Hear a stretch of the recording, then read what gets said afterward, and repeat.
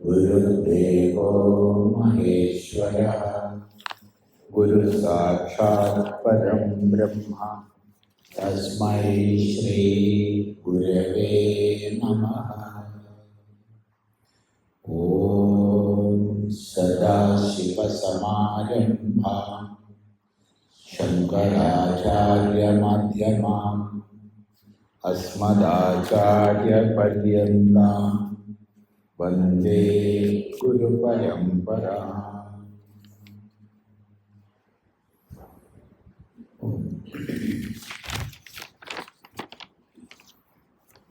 ഏരായിരം പ്രതിഭയായിരമിങ്ങിവറ്റിൽ ആരാലെഴും വിഷയമായിരമാം പ്രപഞ്ചം ഓരായിൽ നേരിതു കിനാവുണരും വരയ്ക്കും നേരാമുണർന്നളവുണർന്നവനാമശേഷം നേരല്ല ദൃശ്യമിതു ദൃക്കിനെനിക്ക് നോക്കിൽ വേറല്ല വിശ്വമറിവാം മരുവിൽ പ്രവാഹം കാര്യത്തിൽ നിൽപ്പതിഹ കാരണസത്തയന്യേ വേറല്ല വീശിരിപ്പതുവാടിയത്രേ വാസസ്സു തന്തു വിധു പഞ്ഞീതാദിമൂലഭൂത പ്രഘാതമിതു മൂർത്തികിലി പ്രകാരം ബോധത്തിൽ നിന്നു വിലസുന്നു മരുസ്ഥലത്തു പാദസ്സു പോലെ പരമാവധി ബോധമത്രേ.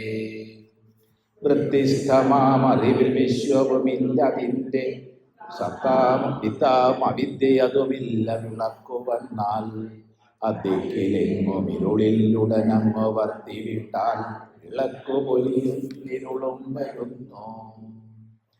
ആരായിലെ ഉലകിലെ ഉലകമില്ലിത് അവിദ്യ തത്വമോരാതവർക്കിതുലകായി വിലസും ഭ്രമത്താൽ ആരാൽ വിളക്കിരികിലില്ല പിശാചിതന്ധകാരം ഭയന്നവനിരുട്ടു പിശാചുപോലെ ഉണ്ടില്ല എന്നു മുറമാറിയ സത്തു രണ്ടും പ്രതീതമിതനാദിതമസ്വഭാവം രണ്ടും തിരഞ്ഞിടുകിലില്ല അസത്തുരജ്ജു ഖണ്ഡത്തിലുല്ലുരകുമുള്ളതു രജ്ജു മാത്രം. 6 ശ്ലോകങ്ങളാണ് നമ്മൾ സാമാന്യമായി ചിന്തിച്ചത്. തുടർന്ന് 6ാം ശ്ലോകത്തിൽ ഉണ്ട് ഇല്ല എന്ന് മുറമാറിയ സത്ത് അസത്ത് രണ്ടും പ്രതീകം. അവിടെ വരാവുന്ന ജിജ്ഞാസുവിന് വിദ്യാർത്ഥിക്ക് വരാവുന്ന സംശയം ഉണ്ട് എന്നുള്ളത് പ്രതീതമല്ലല്ലോ, ഉള്ളത് തന്നെയല്ലേ എന്നാണ്. ശരിയാണ്, ഉള്ളതിനെ ഞാൻ അറിയുന്നു എന്ന് പറയുമ്പോൾ അത് പ്രതീതമാണ്. ആ അർത്ഥം നമ്മൾ ഇന്നലെ വിശദമായി ചിന്തിച്ചു. ഇത് അനാദി തമസ്വഭാവമാണ്. ഈ മുറമാറിയ സത്തസത്തുകളെ നിരൂപണം ചെയ്യുമ്പോൾ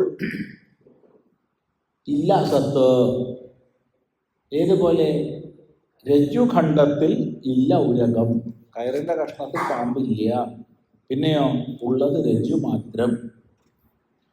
തുടർന്ന് അസ്ത്യസ്തി എന്നു സകലോപരി നിൽപ്പതൊന്നേ സത്യം സമസ്തവും അനിത്യമസത്യമാക്കും മൃത്യൻ വികാരമിത് അസത്യമിതിങ്കലൊക്കെ വർത്തിപ്പതോർക്കിലൊരു മൃത്യു സത്യമത്രേ. അസ്തി എന്നു സകലോപരി നിൽപ്പതൊന്നേ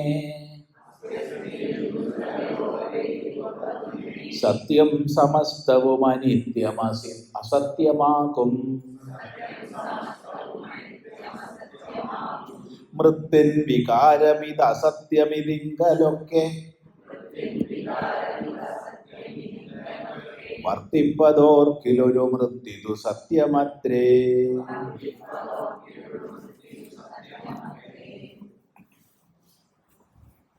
കഴിഞ്ഞ ശ്ലോകത്തിൽ മുറമാറിയ സത്ത്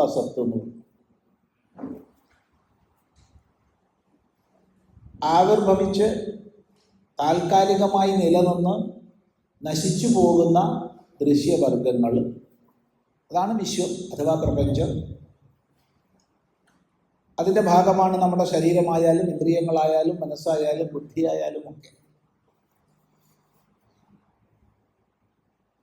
ഇത് ഉണ്ട് എന്ന് ഭാസിക്കുകയാണ്. എന്താണ് ഉണ്മ നൽകുന്നത്? അത് ഏകമായ അസ്തിത്വമാണ്. വാസ്തവത്തിൽ മൂന്ന് കാലത്തിലും ഇല്ലാത്ത, അതുകൊണ്ട് തന്നെ പരമാർത്ഥമല്ലാത്ത വസ്തുവെ ഉണ്ട് എന്ന് നമ്മൾ കണക്കാക്കുന്നു. അതുകൊണ്ട് തന്നെ എന്താണ് ഉള്ളത് അതുകൊണ്ട് അറിയുന്നില്ല. ഈ നിരൂപണത്തിൽ ഉള്ളത് സത്ത് മാത്രം എന്ന് പറഞ്ഞു. അതിനൊന്നും കൂടി ഉറപ്പിക്കുകയാണ്. നേരത്തെ പറഞ്ഞു, ഈ അദ്വൈത ദീപികയിൽ അദ്വൈതമായ സത്യത്തെ ആവർത്തിച്ച് ആവർത്തിച്ച് ആവർത്തിച്ച് പറയുക. പുതുതായിട്ടൊന്നും പറയുന്നില്ല, പറഞ്ഞത് തന്നെ പറഞ്ഞുറപ്പിക്കുക, പല ദൃഷ്ടാന്തങ്ങളിലൂടെ, പല ഉപദേശവാക്യങ്ങളിലൂടെ. അപ്പൊ ഈ ശ്ലോകത്ത് പറയുന്നത് അസ്തി അസ്തി എന്നു സകലോപരി നിൽപ്പതൊന്നേ സത്യം. എന്താണ് സത്യം?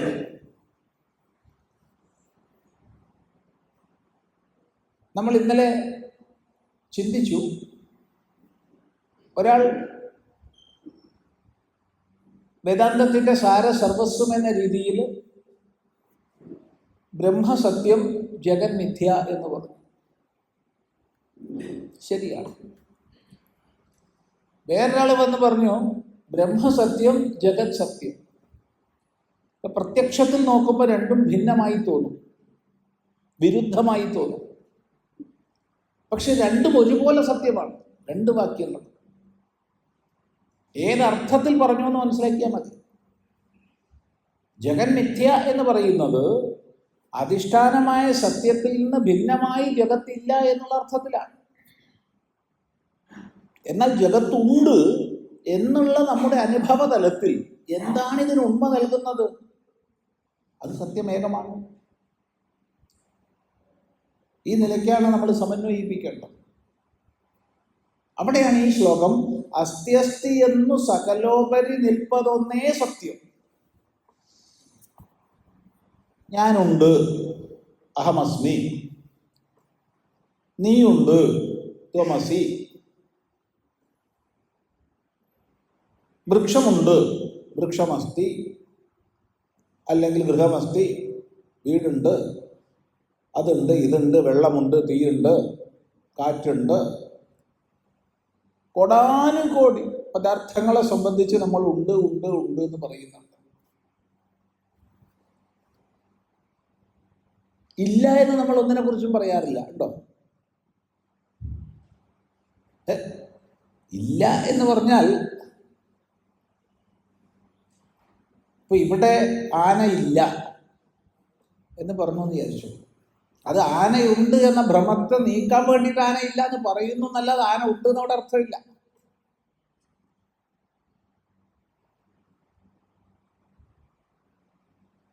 ആന ഇല്ല നമ്മൾ പറയുമ്പോഴും ആനയുണ്ടല്ലോ.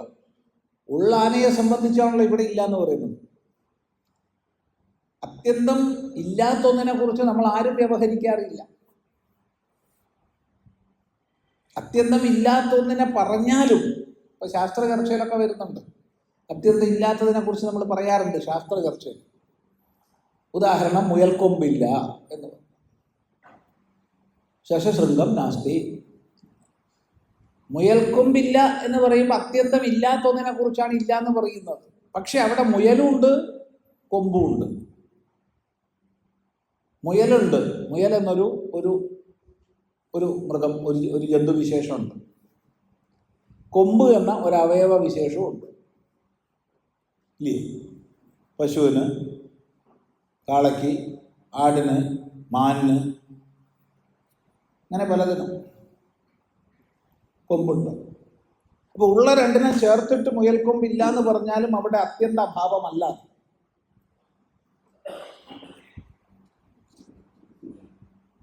അല്ലാതെ ഇല്ലാത്തതിനെ കുറിച്ച് ആരും ചർച്ച ചെയ്യാറില്ല, ഉള്ളതിനെ കുറിച്ചാണ് ചർച്ച. അപ്പൊ ഞാനുണ്ട്, നീയുണ്ട്, അതുണ്ട്, ഇതുണ്ട് എന്ന് അനന്തകോടി വസ്തുക്കളെക്കുറിച്ചോ വ്യക്തികളെക്കുറിച്ചോ ദ്രവ്യങ്ങളെക്കുറിച്ചോ എന്തോ ആകട്ടെ, ദ്രവ്യ, ഗുണ, കർമ്മ, സാമാന്യ, സ്വഭാവ, വിശേഷ, അഭാവം എന്തോ ആകട്ടെ, എന്തിനെക്കുറിച്ച് നമ്മൾ ഉണ്ടെന്ന് പറഞ്ഞാലും അവിടെയൊക്കെ രണ്ടംശങ്ങളുണ്ട്. ഒരംശം ഉണ്ടായി നശിക്കുന്ന ഒരു അസദ്ഭാവവും, അതിന് ഉണ്മയെ നൽകുന്ന സത്വം. ഈ സദസദ്ബുദ്ധികൾ ചേർന്നിട്ടാണ് ഇതുണ്ട് എന്ന് നമ്മൾ പറയുന്നത്. അപ്പൊ എന്താണ് ഇതിൽ സത്യം? അസ്ഥി അസ്ഥി എന്ന് സകലോപരി നിൽപ്പതൊന്നേ സത്യം. അസ്ഥി അസ്ഥി, അസ്ഥി എന്ന് പറഞ്ഞാൽ ആകുന്നു, ഉണ്ട്, ഉണ്ട് ആകുന്നു, അസ്ഥി. ഗുരുദേവന്റെ കൃതികളിൽ സംസ്കൃതവും മലയാളവും തമിഴും ഒക്കെ കൂടി കലർന്നൊരു ഭാഷാ ശൈലിയാണ് ഉണ്ടാവുക.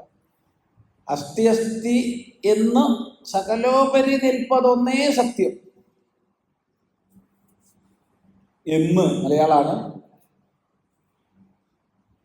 നിൽപ്പത് മലയാളമാണ്, ഒന്നേ മലയാളമാണ്, ബാക്കിയൊക്കെ സംസ്കൃതം. അപ്പൊ അസ്ഥി അസ്ഥി എന്ന് സകലത്തിനും ഉപരി നിൽക്കുന്ന ഒന്ന് മാത്രമാണ് സത്യം.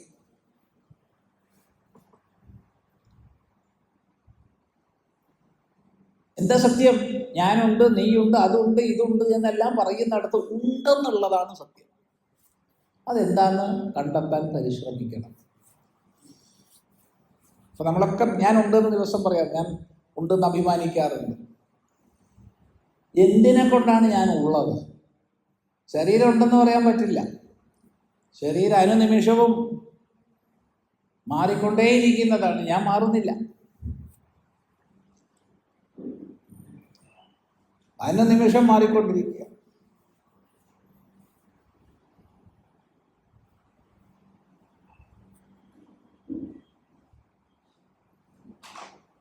കുറച്ച് നേരത്തെ ഒരു യോഗത്തിൽ നമ്മൾ പറഞ്ഞു, ഓരോ മാസം കഴിയുന്നതോറും നമുക്കൊക്കെ കൂടുതൽ ചെറുപ്പമാവുകയല്ലേ. മനസ്സിലായില്ല? ഓരോ മാസം കഴിയുന്നതോറും നമുക്കൊക്കെ കൂടുതൽ ചെറുപ്പമാവുകയല്ലേ എന്ന് വാക്കുകൊണ്ട് പറഞ്ഞാലും അതിൻ്റെ ധ്വനി എന്താണ്? അതാണ്. അത് പിന്നെ അംഗീകരിക്കാനൊരു വിഷമം.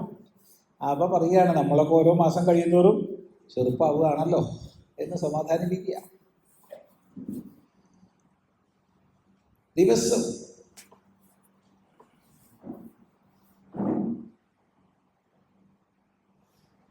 ഓരോ പ്രാവശ്യം നമ്മൾ ഹാപ്പി ബർത്ത്ഡേ എന്നൊക്കെ പറയും. എന്താ അർത്ഥം? നിന്റെ മരണം ഒരു കൊല്ലം ഇങ്ങോട്ടായി എന്നാണ്. അല്ലാണ്ട് വേറെ വല്ല അർത്ഥമുണ്ട്? അറിയില്ല. അറിയാത്തം ചോദിച്ചോ. ഇന്ന് എൻ്റെ പിറന്ന നാളാണെന്ന് പറഞ്ഞാൽ നിന്റെ മരണം ഒരു വർഷം ഇങ്ങോട്ടായി എന്നല്ലാതെ വേറെ എന്തെങ്കിലും അർത്ഥം അതിനുണ്ടെങ്കിൽ പറഞ്ഞോളൂ. ഉണ്ടോ? ഉണ്ടെങ്കിൽ പറയൂ. കാരണം കഴിഞ്ഞുപോയി, ഇതൊരു വർഷം ജീവിതം കഴിഞ്ഞുപോയി. അതിനെപ്പറ്റി ഇനി പറഞ്ഞിട്ട് കാര്യമില്ല. അപ്പം ഇന്നത്തെ സൂര്യോദയം നമുക്ക് ആർക്കും ഇനി കാണാൻ പറ്റില്ല. അപ്പൊ കഴിഞ്ഞതിനെ കുറിച്ച് പറഞ്ഞിട്ട് എന്ത് കാര്യം? പിന്നെ ഇനി വരാൻ പോണതാ എന്താണ്? മറ്റേയാൾ ഒരു കൊല്ലം ഇങ്ങോട്ടായിട്ടുണ്ട്. വേറെ അർത്ഥം എനിക്കറിയില്ല. ഇതിനെ കൊണ്ടാണ് ഞാൻ ഉണ്ടെന്ന് പറയുന്നത്. അപ്പൊ എന്താണോ ആ ഉണ്മ, അത് മാത്രമാണ് സത്യം. അതിനെ വേർതിരിക്കണം നമ്മൾ. യഥാ മുഞ്ചാദിഷീകൈവം എന്ന് ആചാര്യൻ ദൃഷ്ടാന്തം പറയും. വളരെ ലോലമായ ഓരോ ഈ പുല്ലിൻ്റെ ദളങ്ങളെയും ഒന്നൊന്നായി വേർതിരിച്ച് പൊട്ടാതെ കൗശലത്തോടു കൂടി എടുക്കുന്ന പോലെ, ദർഭയുടെയോ ഒക്കെ അതുപോലെ വേർതിരിച്ച് എന്താണ് ഈ ഉണ്മ എന്നുള്ളതിലേക്ക് നമ്മൾ എത്തണം. അതാണ് വിചാരപ്രക്രിയ. ആ അസ്ഥി അസ്ഥി എന്നുള്ളത് മാത്രമാണ് സത്യം. അതാണ് അസ്ഥി അസ്ഥി എന്ന് സകലോപരി നിൽപ്പതൊന്നേ സത്യം. വേറെ സത്യമില്ല, സത്യം ഒന്ന്. ആ സത്യമാണ് എല്ലാ രൂപത്തിലും ഭാഷിക്കുന്നത്, എല്ലാമായി പ്രകാശിക്കുന്നത്.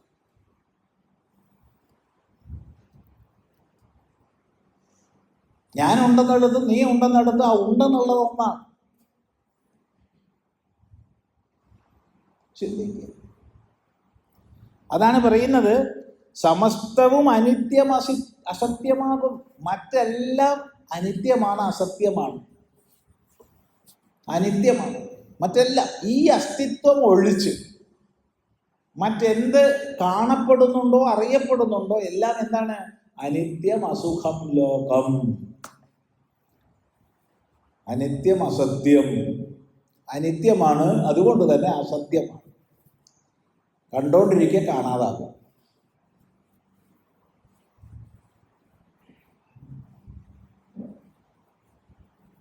നിത്യമല്ല. സത്യം എന്ന് പറഞ്ഞാൽ നിത്യമാകണം. ഇതൊന്നും നിത്യമല്ല എന്ന് നമുക്കറിയാം. ഒന്നും നിത്യമല്ല. നിത്യമായിട്ട് എന്തെങ്കിലും ഉണ്ടോ എന്ന് ചോദിച്ചാൽ ഭഗവാൻ ഭാഷ്യകാരൻ പറയുന്നൊരു നല്ലൊരു ശ്രദ്ധേയമായ വാക്യമുണ്ട്. ശശ്വന്നശ്വരമേവ വിശ്വമഖിലം. ശാശ്വതമായി ഇതെല്ലാം നശ്വരമാണ്. ഇതെല്ലാം നശ്വരമാണെന്നുള്ള ഒരു നിയമം മാത്രമാണ് ലോകത്തിൽ ശാശ്വതം. വേറെ എന്തെങ്കിലും ശാശ്വതം ഉണ്ടെങ്കിൽ ആർക്കെങ്കിലും പറയാം?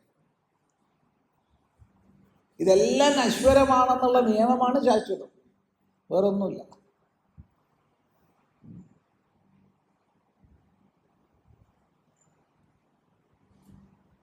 അപ്പോ സമസ്തവും അനിത്യം, അസത്യം, അതുകൊണ്ട് തന്നെ അസത്യമാണ്.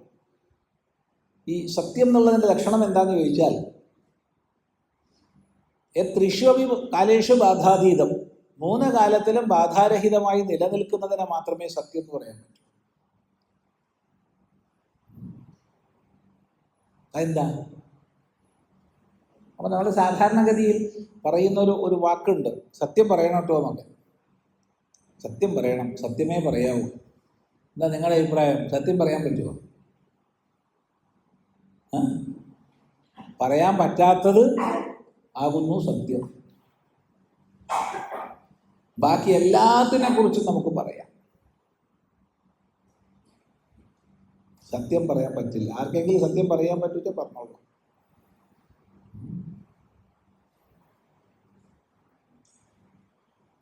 നമ്മളെപ്പോഴും ഓർമ്മിക്കാറുള്ളൊരു സംഭവമുണ്ട്. ഇവിടെയും പല പ്രാവശ്യം പറഞ്ഞിട്ടുണ്ടാവും. കാരണം നമ്മൾ 10-22 കൊല്ലം ഇവിടെ പ്രസംഗിച്ചു എന്നാ പറയണം. അപ്പോൾ പല പ്രാവശ്യം പറഞ്ഞിട്ടുണ്ടാവും. ഒരു സന്യാസി സമൂഹം ഇരിക്കുകയാണ് ഒരു സ്ഥലത്ത്. ഇത് കഥയല്ല, ഉണ്ടായ സംഭവമാണ്. ഹരിദ്വാറിലാണ്, റെയിൽവേ സ്റ്റേഷനിലാണ്. അപ്പോൾ അവിടെ എന്തോ മോഷണം നടന്നിട്ടുണ്ട്. വലിയ മോഷണമൊന്നുമല്ല, ചെറിയൊരു പെട്ടിക്കടയിലുള്ള മോഷണം. എന്നാലും മോഷണമാണല്ലോ. പോലീസുകാർ അരിച്ചു പെറുക്കി പരിശോധന ചെയ്യുന്നു, ഓരോരുത്തരെ ചോദ്യം ചെയ്യുന്നു, ഒരു തുമ്പും കിട്ടുന്നില്ല. അപ്പോൾ കുറേ സന്യാസിമാർ വട്ടം കൂടി ഇരിക്കണത് അവരോട് ചോദിക്കാൻ ഈ പോലീസുകാർക്ക് തോന്നണില്ല. എന്നാലും ഗത്യന്തരമില്ലാതെ അവർ ചോദിച്ചു ഓരോരുത്തരോട്. അപ്പോൾ ആ കൂട്ടത്തിൽ വളരെ വയോവൃദ്ധനും ജ്ഞാനവൃദ്ധനുമായ ഒരു സന്യാസിയുണ്ട്. അദ്ദേഹത്തെ കാണുമ്പോൾ തന്നെ അവർക്ക് ചോദിക്കാൻ മടിയുണ്ട്. അപ്പോൾ അവർ ചോദിച്ചു, സ്വാമി ഞങ്ങളൊന്നും ഉപദ്രവിക്കില്ല, സ്വാമി സത്യം പറഞ്ഞോളൂ. അപ്പോൾ സ്വാമി പറഞ്ഞു, സത്യം പറയാൻ പറ്റില്ല. അല്ല, സത്യം പറയാൻ പറ്റില്ല എന്നല്ലേ നിങ്ങളോട് പറഞ്ഞത്? ബാക്കിയൊക്കെ പറയാം, മിഥ്യാപ്രപഞ്ചത്തിലെ മുഴുവൻ വിഷയങ്ങളെക്കുറിച്ചും പറയാം. പക്ഷെ സത്യം വാക്കുകൊണ്ട് പറയാൻ പറ്റില്ല. സത്യം വാക്കിന് അതീതമാണ്. യത് വാചാ അനഭ്യുദിതം, യാതൊന്ന് വാക്കിനെ കൊണ്ട് അപ്രകാശിതമാണോ. യതോ വാചോ നിവർത്തന്തെ, എവിടുന്നാണോ വാക്കുകൾ പിന്തിരിയുന്നത്. എങ്ങനെ പറയുക?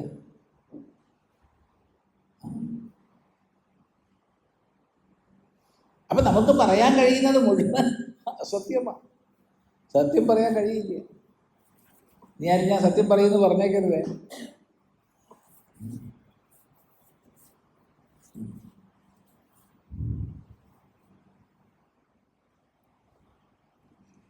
നമ്മളൊക്കെ ജീവിതത്തിൽ കള്ളം പറയേണ്ടി വരും. എന്ത്? സത്യം പറയാമെന്ന്.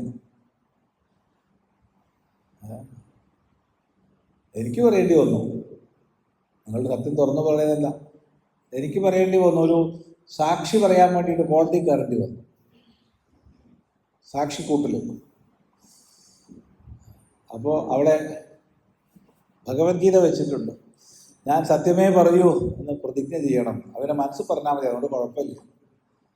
ഞാൻ പറഞ്ഞോ ഇല്ലയോ എന്നൊക്കെ ജഡ്ജി അറിയുക. എന്നെക്കൊണ്ട് ഒച്ചത്തിലൊന്നും പറയിപ്പിച്ചിട്ടില്ല. സ്വാമി സത്യമേ പറയൂ എന്ന് സ്വാമി ഒരു പ്രതിജ്ഞാവാക്യം പറയണം. ഞാൻ പറയൂ എന്നൊക്കെ പറഞ്ഞു, ബാക്കി പറഞ്ഞിട്ടില്ല. അതൊക്കെയുള്ളൂ, കുഴപ്പമില്ല. കാരണം സത്യം പറയാൻ പറ്റില്ലെന്നേ. സത്യം വാക്കിന് അതീതമാണ്.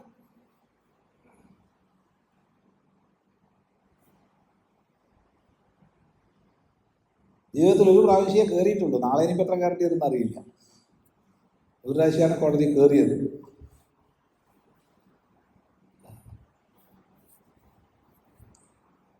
എങ്ങനെയാ സത്യം പറയൂ? അപ്പൊ ഈ കാണാകുന്ന സകലവും അനിത്യമാണ്. അനിത്യമായതുകൊണ്ട് അസത്യവുമാണ്. മൃത്തിൻ വികാരമിത് അസത്യം. ദൃഷ്ടാന്തം, പ്രസിദ്ധമായ ദൃഷ്ടാന്തം മാത്രമേ ഉള്ളൂ, അപ്രസിദ്ധമായ ഒറ്റ ദൃഷ്ടാന്തം പറയുന്നില്ല. മൃത്തിൻ വികാരമിത് അസത്യം. മണ്ണിന്റെ വികാരം അസത്യമാണ്. മൺപാത്രം, മൺകൂജ, മൺകലം, മൺപാനി, ഇതൊക്കെയാണ്. മൺകുടം, ഇങ്ങനെ പലതായി. മൺചട്ടി, ഇങ്ങനെ പലതായിട്ടുണ്ട്. മണ്ണിന്റെ പാത്രങ്ങൾ വിൽക്കുന്ന കടയിൽ എന്തൊക്കെ സാധനങ്ങളാ, പലതുണ്ട്.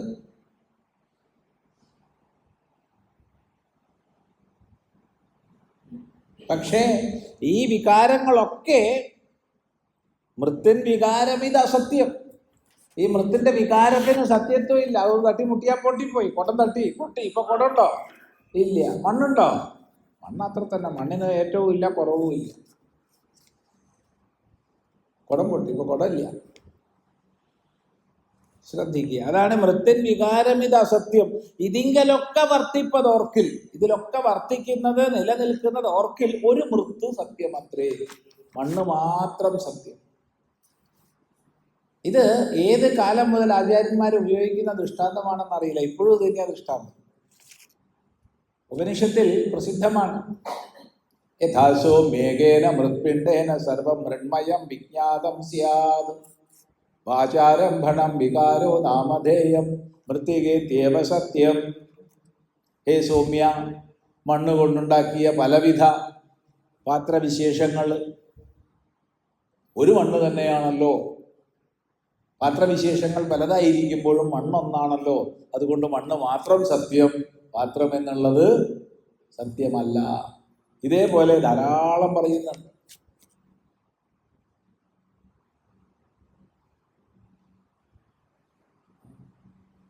ഒരു ലോഹം കൊണ്ട് പല പാത്രങ്ങൾ ഉണ്ടാക്കിയാൽ അത് സത്യമല്ല, ലോഹം മാത്രം സത്യം.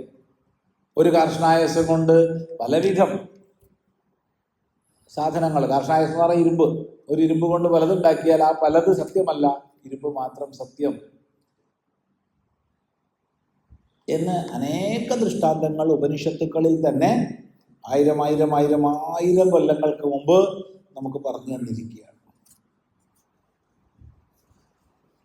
അത് തന്നെയാണ് ഇവിടെയും ദൃഷ്ടാന്തം. മൃത്ത് ഇത് സത്യമത്രേ, മണ്ണ് മാത്രമാണ് സത്യം. അപ്പൊ മണ്ണിന്റെ പാത്രവിശേഷങ്ങളോ അസത്യം എന്ന് പറഞ്ഞേക്കരുത്, സത്യമല്ല എന്ന് പറഞ്ഞാൽ മതി. അതിനാണ് മിഥ്യ എന്ന് പറയുക. അതിന് വ്യാവഹാരിക പ്രയോജനമുണ്ട്, അതിനപ്പുറത്ത് വസ്തുക്കയില്ല. ഇതാണ് പറയുന്നത്. നോക്കൂ, അസ്ത്യസ്തി എന്നു സകലോപരി നിൽപ്പതൊന്നേ സത്യം, സമസ്തവും അനിത്യം അസത്യമാകും. മൃത്തിൻ വികാരമിതസത്യമിതിങ്കലൊക്കെ വർത്തിപ്പതോർക്കിലൊരു മൃത്യുതു സത്യമാത്രേ. വ്യക്തമാണല്ലോ, വളരെ ലളിതമാണ്.